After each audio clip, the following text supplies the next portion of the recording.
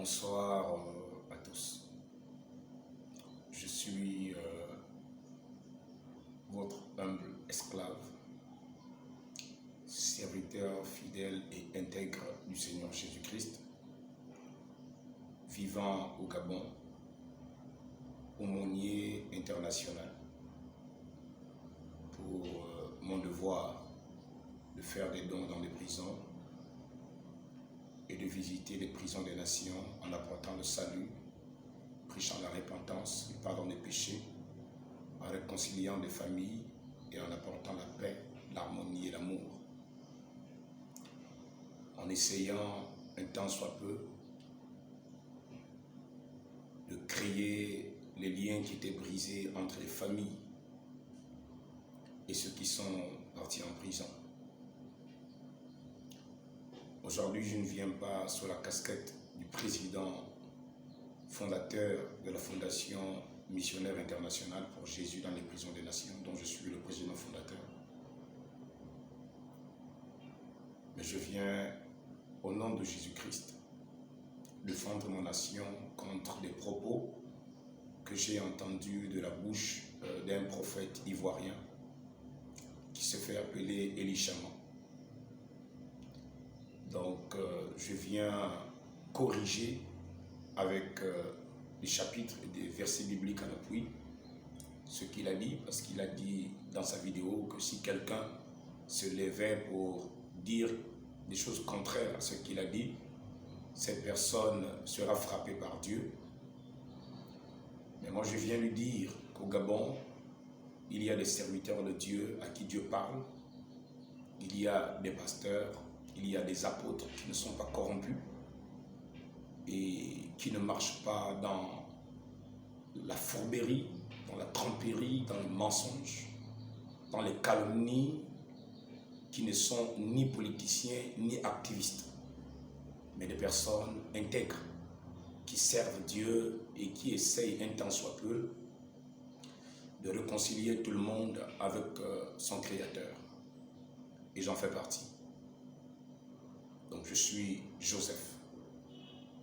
C'est ainsi que vous vous souviendrez de moi par rapport à cette vidéo que je veux faire, pour dire à Élie Chaman toutes les prophéties que tu as déclarées contre ma nation. Je te le dis sincèrement, elles sont nulles et sans effet. Souviens-toi de mon visage.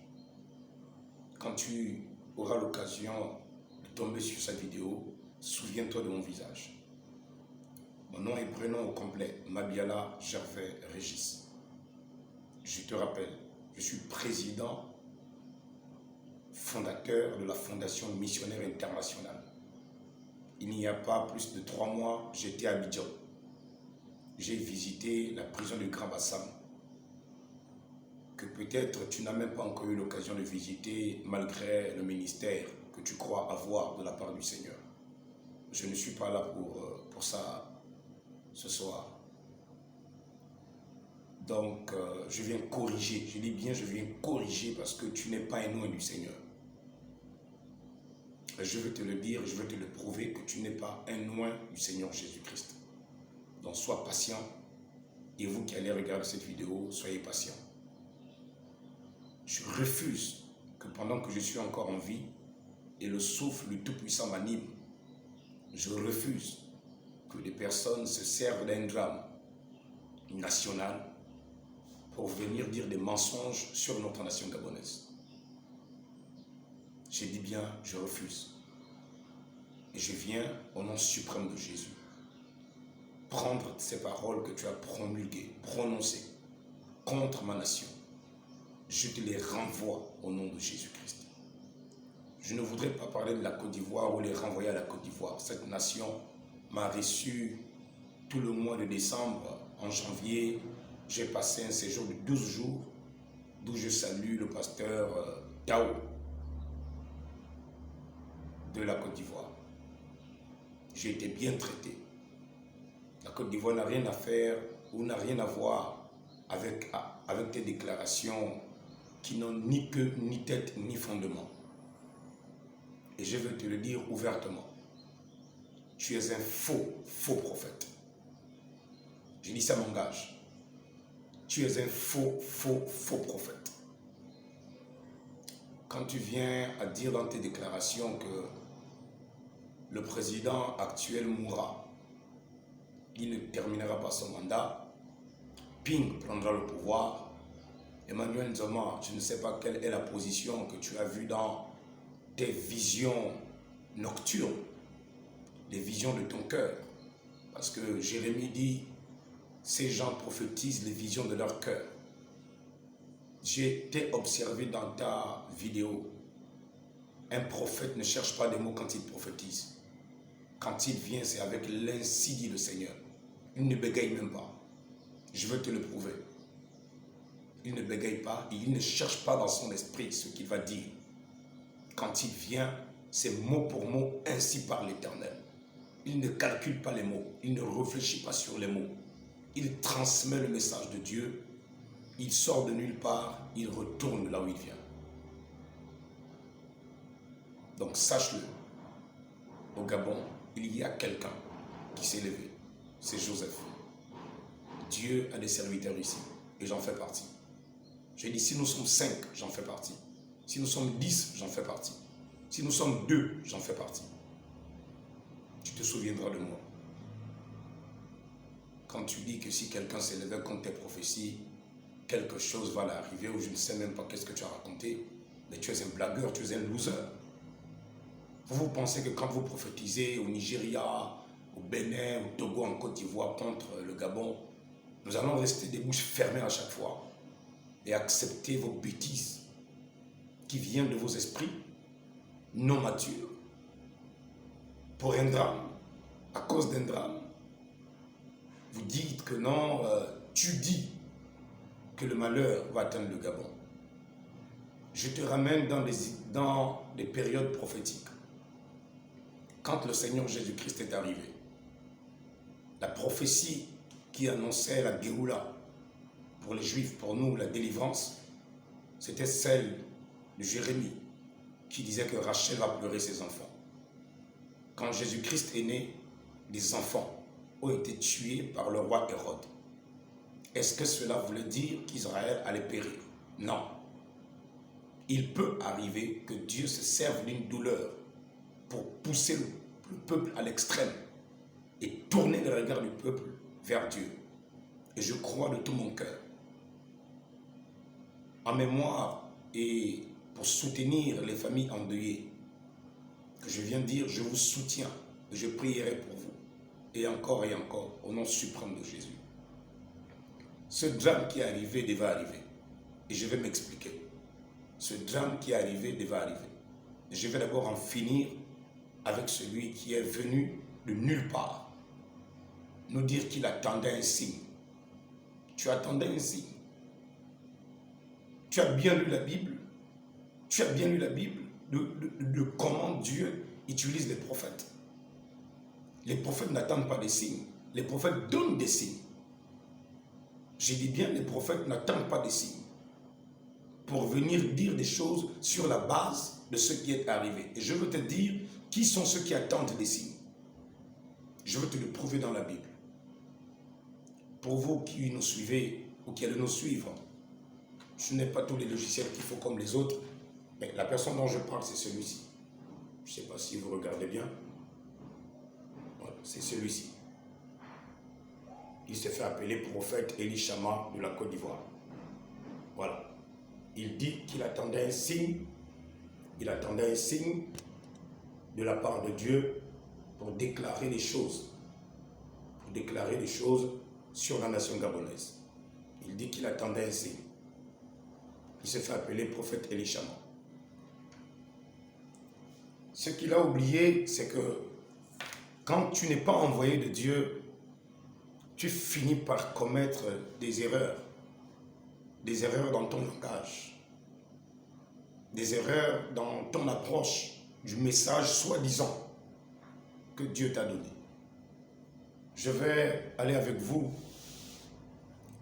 et essayer de me suivre. Excusez-moi. Je vais lire avec vous et je vais vous donner, je vais corriger ce prophète. Je vais corriger ce prophète.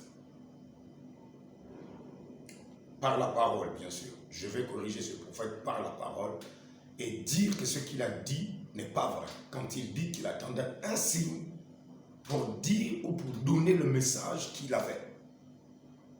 C'est un menteur, un vrai menteur, un gros menteur. En plus de ça, un loser. Un loser. Et au nom de Jésus, tout ce qu'il a déclaré sont nuls et sans effet.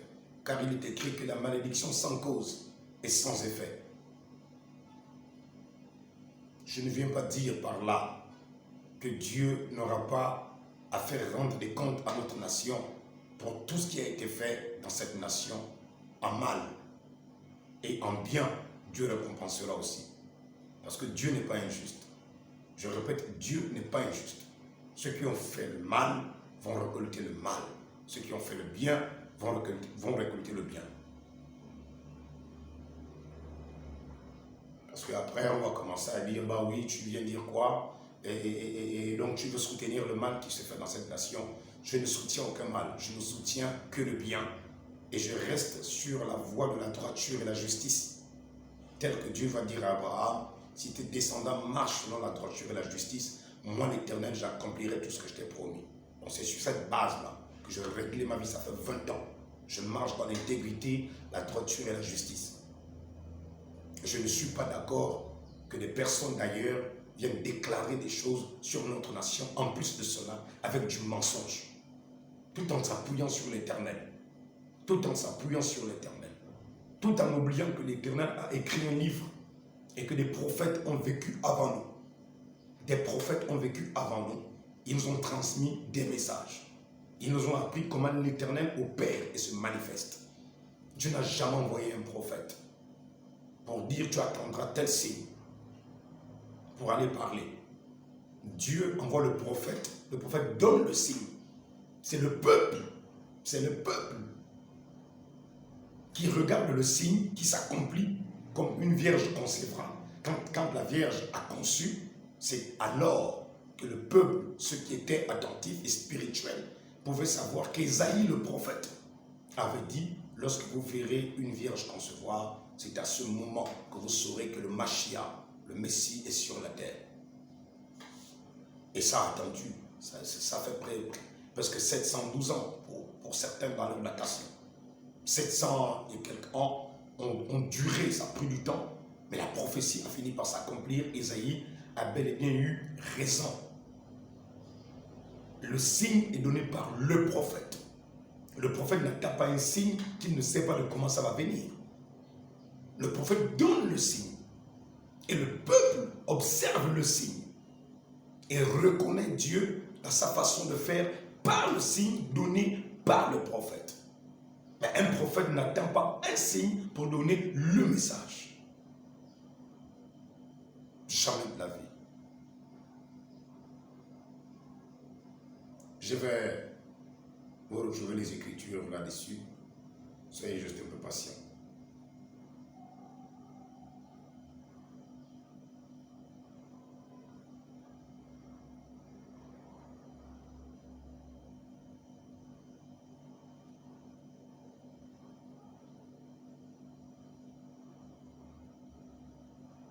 Ils viennent, ils déclarent les choses, ils pensent qu'on va rester là comme ça, les bouches fermées, sans rien dire quoi. Le Gabon, c'est la cour du roi Péto des prophéties. Le Gabon, c'est la cour du roi Péto des prophéties. Vous n'êtes même pas des prophètes, vous êtes des activistes ivoiriens. Vous êtes des activistes. Vous venez jouer avec Dieu.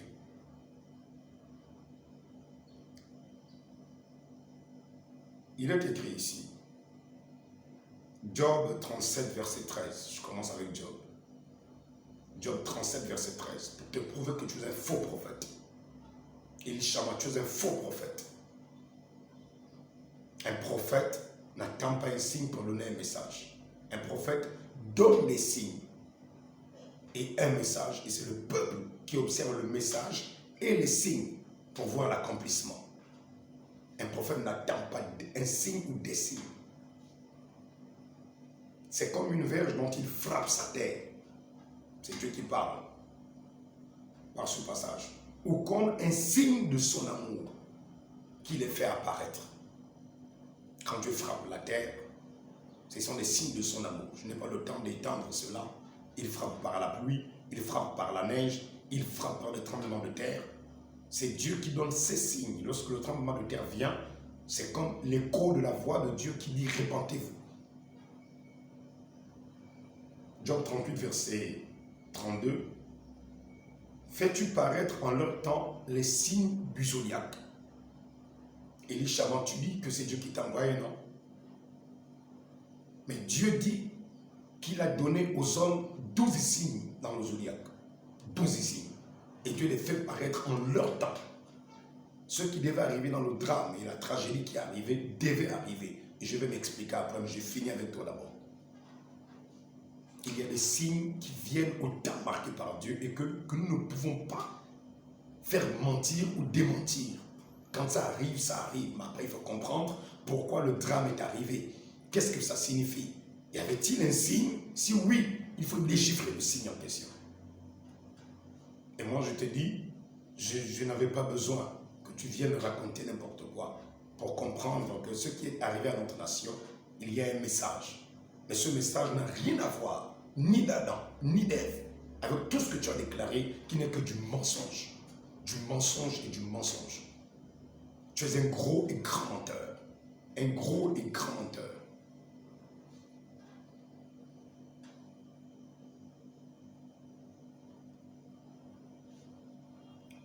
Psaume 74, verset 4. Tes adversaires ont rugi au milieu de ton temple. Ils ont établi pour signe leur signe. Tes adversaires ont rugi au milieu de ton temple. Ils ont établi leur signe pour signe leur signe. Toi, tu nous amènes, tu n'as même pas de signe. Tu n'as aucun signe. Tu atteins un signe. Comment tu peux attendre un signe si tu es un vrai prophète? Un vrai prophète donne des signes. Moïse a donné des signes. Il a pris le bâton, il l'a jeté à terre. Le bâton est devenu un serpent. C'était un signe, c'est Dieu qui lui donne le signe. Le second signe, c'est que Moïse devait prendre la main et la mettre dans son sein. En ressortant de là, elle devait avoir de la lèpre. C'était encore un signe visible pour prouver que c'est Dieu qui l'avait envoyé. Le prophète donne des signes pour attirer l'attention des peuples. Parce que les signes sont donnés, dit William Branham, pour attirer l'attention des peuples. Mais il dit ceci, William Branham dit ceci, derrière chaque signe se cache une voix. Derrière chaque signe se cache une voix. C'est-à-dire qu'il y a un message derrière tout ce qui arrive. Le naufrage qui arrive à notre nation est lié à quelque chose qui est lié à notre nation. Que toi tu ne maîtrises pas, Elishama. Tu ne maîtrises pas, tu ne connais pas. Donc ne parle pas des affaires de cette nation. Ne parle pas des affaires de cette nation. La Côte d'Ivoire, j'ai visité la Côte d'Ivoire. Pour les quelques provinces que j'ai pu visiter, villes, c'est assez grand. Vous avez beaucoup de palabres là-bas vous-même. Il faut régler tes problèmes chaque fois là-bas. Ne viens pas embêter les Gabonais. Ne viens pas embêter les Gabonais. Tu viens prédire la mort d'un président. Pourquoi? Parce que vous ne l'aimez pas. Mais moi, je veux vous prouver que peu importe celui qui est sur le trône, celui qui lui donne le souffle, c'est Dieu. Celui qui lui donne la santé, c'est Dieu. Celui qui lui donne la respiration, c'est Dieu. Celui qui lui garde en vie jusqu'à ce jour, c'est Dieu. Peu importe qui il est. Que vous l'aimez, que vous ne l'aimez pas, ça ne change rien. Quand Dieu décidera que c'est terminé, c'est fini avec la personne, l'individu, le roi, la reine ou le président, il va l'enlever. Il va l'enlever. Donc, vos prophéties mensongères-là, il faut les mettre à la poubelle de la Côte d'Ivoire. Tes prophéties mensongères-là, il faut les mettre à la poubelle de la Côte d'Ivoire. Ne les amène pas au Gabon. Je te les renvoie au nom de Jésus-Christ. Tu es un petit menteur.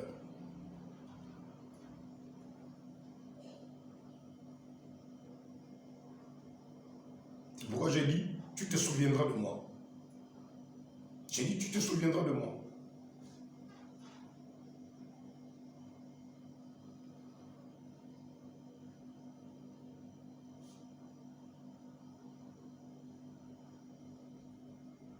Alors, ici, nous comprenons clairement,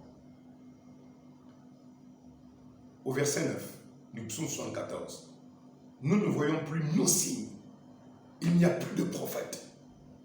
Psaume 74, verset 9. Nous ne voyons plus nos signes. Il n'y a plus de prophète. Donc, les prophètes viennent, ils donnent d'abord des signes. Et le peuple voit ces signes. Et quand ces signes s'accomplissent, ils reconnaissent que c'est Dieu qui avait parlé par le prophète. Pas l'inverse. Pas que le prophète attend le signe pour donner le message. Vas-y comprendre. Quand tu te lèves contre une nation, il faut faire très attention. Ce n'est pas parce que vous faites vos vidéos là que personne ne vous répond, que vous pensez qu'il n'y a pas de personnes pour vous corriger dans vos bassesses de fausses prophéties.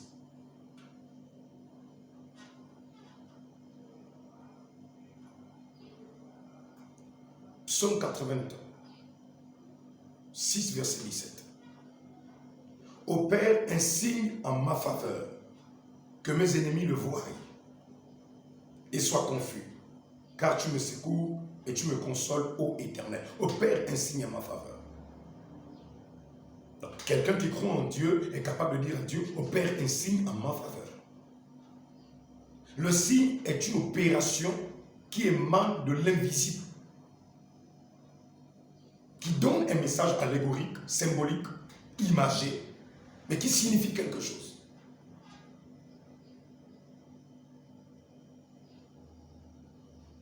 Quand tu viens, tu nous dis, tu attends un signe. Tu es quel genre de prophète? Pas de Dieu, en tout cas.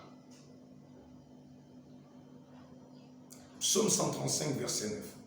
Il est écrit, Dieu dit, il envoya des signes et des miracles au milieu de toi, Égypte, contre Pharaon et contre ses serviteurs. Il envoya des signes.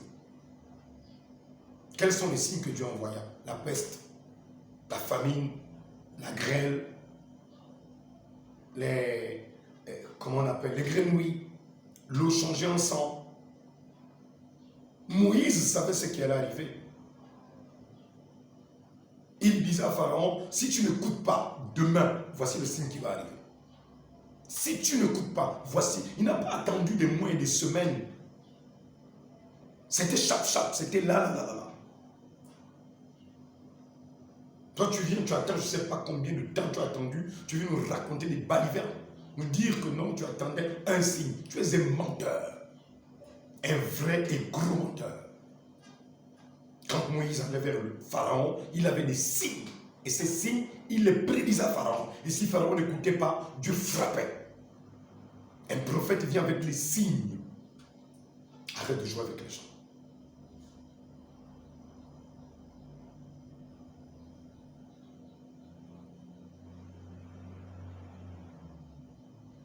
Ésaïe 7, verset 11.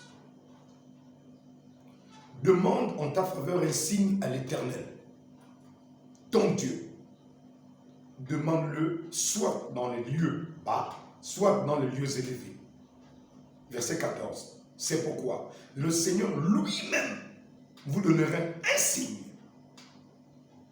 Dieu lui demande un signe.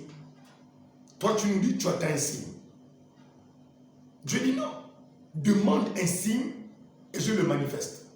Et après, quand il s'accomplira, derrière la voix, tu reconnaîtras que ce que tu avais dit, toi mon prophète, c'est vrai. Va donner un signe à ce peuple. Je veux te faire arriver où Ésaïe, qui est devenu un signe, il a marché nu. Il a marché nu. Et Dieu dit, comme mon serviteur Ésaïe a marché nu, c'est un signe, ainsi sera ce peuple. Tu vois, au point où Dieu déshabille son serviteur pour donner un signe. Toi, tu attends un signe. Or, le prophète donne un signe, quitte à ce qu'il a donné ce signe avec son propre corps. Ésaïe est devenu nu, il a marché nu devant le peuple. Toi, tu attends des mois et tu sors de nulle part, du trou, je ne sais pas de quel rat, de la Côte d'Ivoire, d'Abobo, ou du Grand Bassin, je ne sais pas de quel trou tu es sorti là.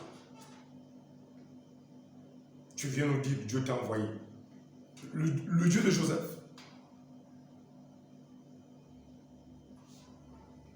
te prends pour qui? Quand tu viens proférer des malheurs sur ma nation, écoute-moi bien. Dieu a un but avec cette nation. Il y a une œuvre à accomplir dans cette nation.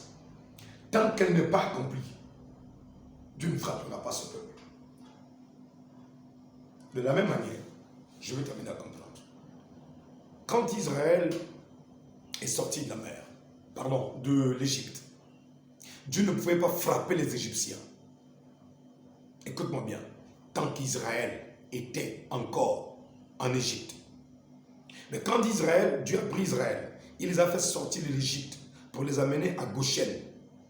C'est seulement quand ils étaient en protection à Goshen que Dieu a relâché les signes et les fléaux qui devaient arriver. Or, au Gabon, il n'y a pas une nation qui peut nous mettre à l'abri qui soit semblable à Goshen. Le seul abri que nous avons, nous les chrétiens, c'est l'enlèvement. C'est le départ vers la gloire.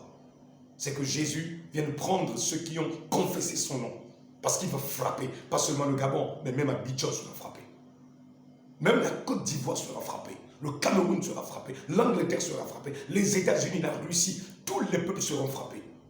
Si tu lis la Bible, tu reconnaîtras que ce que je dis, c'est la vérité. Nous sommes à la fin des temps. Donc, tu vois, quand tu t'aventures à déclarer des choses, il faut mesurer les conséquences après. Parce que les paroles que je suis en train de te donner là auront leur effet dans ta vie. Auront leur effet dans ta vie. Et si tu écoutes bien la vidéo jusqu'à la fin, tu comprendras que tu avais commis une grave erreur de t'en prendre à cette nation et de déclarer n'importe quoi, d'être possédé du diable pour venir proférer des malédictions contre ma nation gabonaise. Tu as très mal fait. C'est pourquoi je ne veux pas renvoyer ces paroles à la Côte d'Ivoire, qui m'a bien reçu. De décembre en janvier, j'ai passé un séjour agréable avec la fondation en Côte d'Ivoire. J'étais très bien reçu. Je m'en prends en toi. À toi qui viens, qui dit tu es un prophète, tu attendais un signe pour nous dire quel est le message, que Ping sera président, que Emmanuel Nzoma aura ceci, et toi je ne sais pas qui tu seras, et qu'est-ce que tu auras. Mais vous prenez les enfants du bon Dieu pour de quoi? Des canards sauvages ou quoi? Soyez sérieux quand même.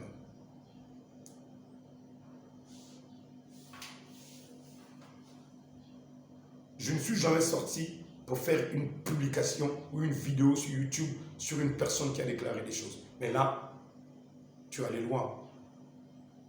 J'ai pris intensement pour ma nation. Tu ne sais pas à quel point j'attends ce réveil.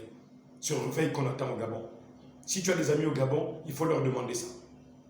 Des prophéties pêle-mêle ont été données pour cette nation gabonaise. Un réveil. Nous attendons le grand réveil du Gabon. Israël n'est pas encore sorti de l'Égypte. Tu dis Dieu va frapper l'Égypte. Ça ne te va pas? Tu as bien lu la Bible? Tu es sérieux là? Alors, parce qu'il y a eu un malheur d'un bateau, voilà, c'est une malédiction. Et quand Jésus-Christ est né, des enfants sont morts. Ah, ça signifiait quoi? Qu'Israël est maudite? La nation est maudite? Ah non! C'était un signe de délivrance. Le bateau qui a coulé est un signe de délivrance. Ceux qui sont partis, nos frères et sœurs gabonaises qui ont perdu des vies, les nourrissons qui ont perdu des vies, c'est une délivrance. Voilà ce que moi, Dieu m'a révélé ici au Gabon. Pendant que toi, tu envoies des balivernes de prophétie. Dieu m'a dit, un jour nouveau est arrivé pour cette nation. Selon la loi de cause et effet, à cause de cette circonstance, un jour nouveau est arrivé. Et personne ne pourra arrêter ça. Un jour nouveau est arrivé. Je termine avec toi.